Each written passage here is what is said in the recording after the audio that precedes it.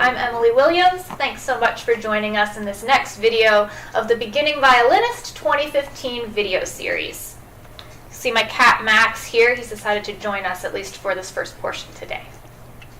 Today we're going to be talking about how the beginning violinist introduces the fingers on the violin. Before we get into the music of the beginning violinist, we're going to set up the hand correctly. I have a series of steps that I go through. I'm not going to share them all with you today because that would take just a little bit too long. But there are certain things that you want to look for in a correct hand setup, no matter what method you choose to do that. The three things that are most important are the reaching back of the index finger, making sure that that wrist is back, and I do introduce all fingers to start because I think it's the best way to ensure a good hand position, and so you'll want to make sure that that pinky can be curved. When students only are introduced to the first three fingers, they have a tendency not to reach back with that index finger. So they can reach fingers 1, 2, and 3 fine, but then when they go to play with the fourth finger, they play with it flat.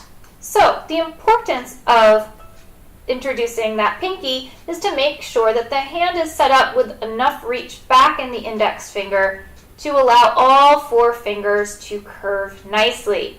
If your students are having trouble with this, it may be because their hand is not turned enough towards the neck of the instrument. So the hand shouldn't be out here, but should be in here. And by doing that, you should be able to get a nice curve on the pinky with the wrist back and that reach back here in the index finger.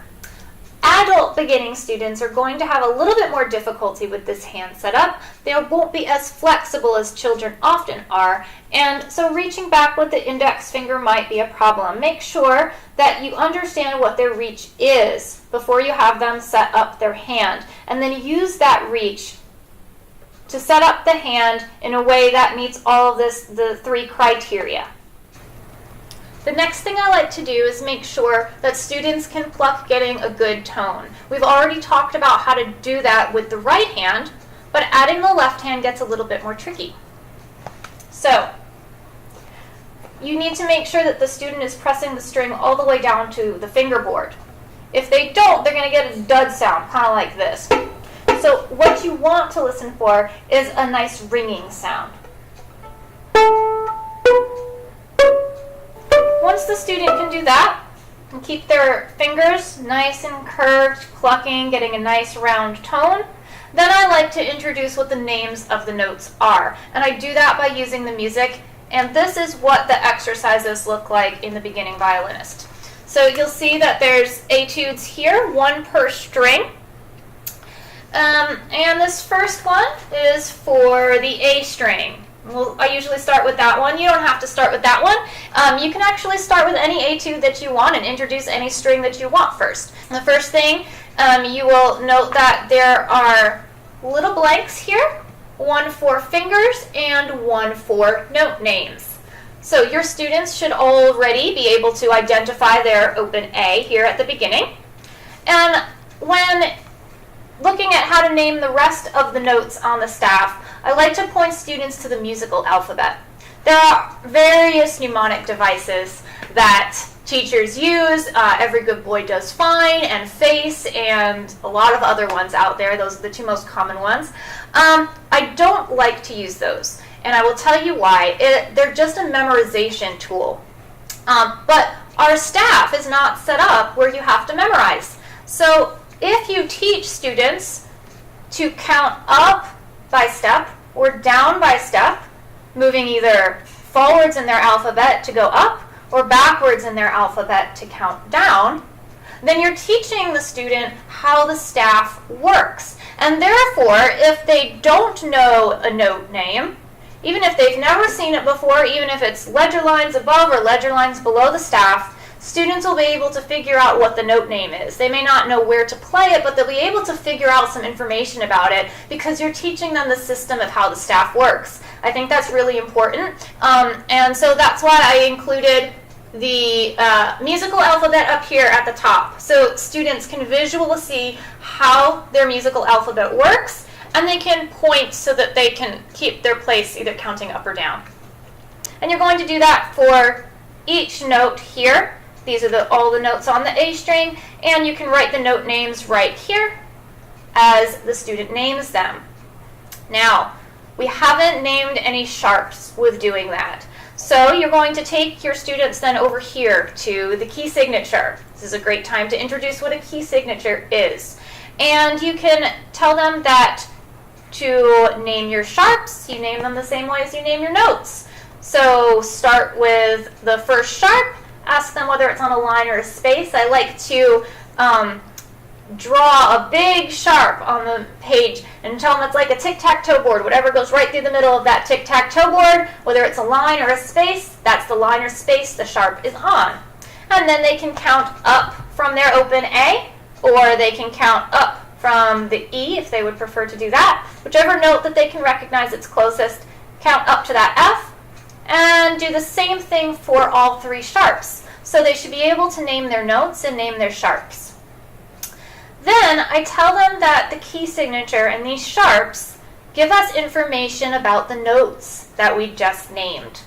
So you'll want them to say, okay, the first sharp is F.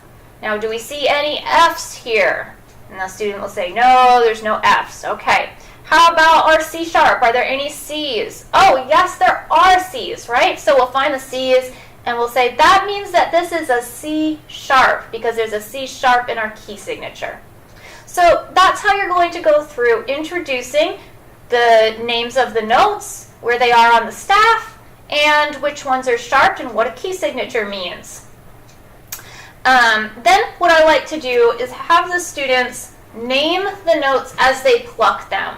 So before you go on to the rest of that exercise, they should either spend a week or two, however long it takes them, to be able to pluck through their notes on the A string, saying the note names. A, B, C sharp, D, E, D, C sharp, B, A.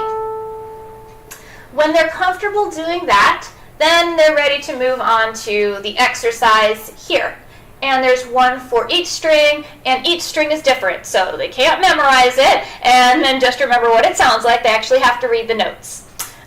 Similar to what we do when we introduce songs is before they try to pluck it through, have them go through and name their notes. And then you can have them pluck through that exercise. You'll note that you might be able to see that it starts with the fourth finger. Each exercise in this book starts on the fourth finger.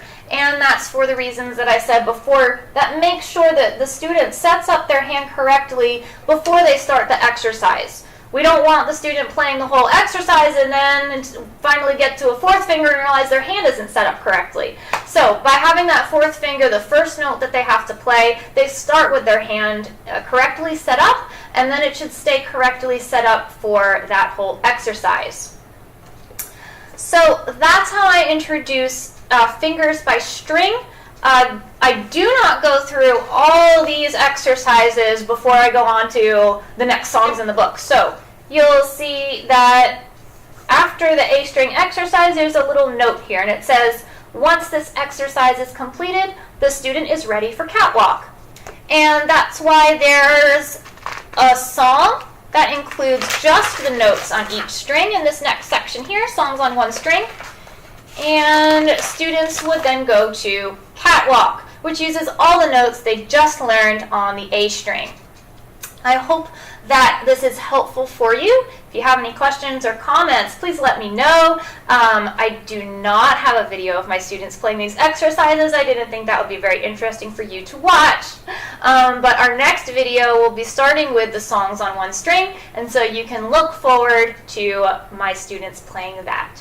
So until next time, happy practicing and happy teaching.